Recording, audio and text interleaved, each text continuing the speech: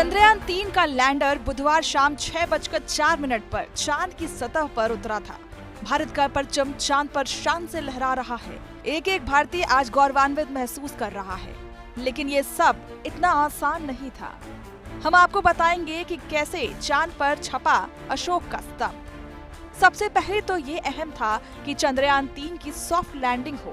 इसके लिए कुछ दिन पहले से ही चंद्रयान की स्पीड को कम करने की प्रक्रिया यानी कि डीबूस्टिंग शुरू कर दी गई थी। सॉफ्ट लैंडिंग के 2 घंटे 26 मिनट बाद रोवर भी इससे बाहर आ गया। रोवर 6 पहियों वाला रोबोट है। अगले 13 दिन तक ये चांद की सतह पर चलेगा। इसके पहियों में अशोक स्तंभ की छाप है। जैसे जैसे रोवर चांद की सतह पर चलेगा वैसे वैसे अशोक स्तंभ की छाप छपती चली जाएगी। भारत के चंद्रयान-3 ने चांद के दक्षिणी ध्रुव के पास उतरकर इतिहास रच दिया। 40 दिन के लंबे सफर के बाद रोवर भी इससे बाहर आ गया। रोवर की मशीन लाइफ एक लूनर डे है। चांद पर एक दिन पृथ्वी के 14 दिन के बराबर होता है। चांद के दक्षिणी ध्रुव के पास लैंडर उतारने वाला भारत दुनिया का पहला देश बन गया है। वहीं चांद की सतह पर लैंडर उतारने वाला चौथा देश बन गया है। अब चांद की सतह पर हर तरफ हम अशोक स्तंभ के निशान देख पाएंगे। भारत के लिए इससे ज्यादा गर्व की बात और कुछ नहीं हो सकती। इससे पहले सितंबर 2019 में भी इसरो ने चंद्रयान-2 को चांद के दक्षिणी ध्रुव के पास उतारने की कोशिश की थी, लेकिन तब हार्ड लैंडिंग हो गई थी। अब आप ये भी जान लीजिए कि अब अगले 13 दिन तक प्रज्ञान रोवर क्या काम करेगा।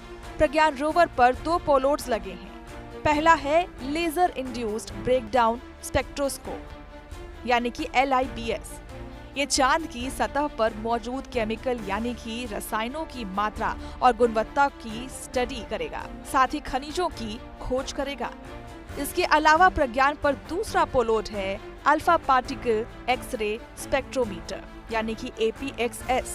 ये एलिमेंट कंपोजिशन की स्टडी करेगा, जैसे कि magnesium, aluminium, silicon, potassium, calcium, tin और लोहा। इसकी खोज लैंडिंग साइट के आसपास चांद की सतह पर की जाएगी। अब आप ये भी जान लीजिए कि पिछले मिशन से हमें क्या मिला। इसरो ने साल 2008 में अपना पहला मून मिशन चंद्रयान-1 लॉन्च किया था। इसमें सिर्फ ऑर्बिटर था जिसने 312 दिन तक चांद का चक्कर लगाया था। चंद्रयान-1 दुनिया का पहला मून मिशन था जिसने चांद में पानी की मौजूदगी के सबूत दिए थे। इसके बाद 2019 में चंद्रयान-2 लॉन्च किया गया था। इसमें ऑर्बिटर के साथ लैंडर और रोवर भी भेजे गए। हालांकि ये मिशन ना तो पूरी तरह से सफल हुआ था और ना ही फेल। चांद की सतह पर लैंड करने से पहले ही विक्रम लैंडर टकरा गया था और इसकी क्रैश लैंडिंग हुई थी।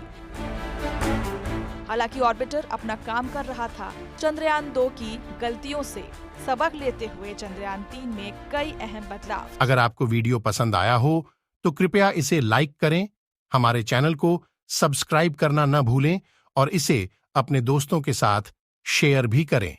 धन्यवाद।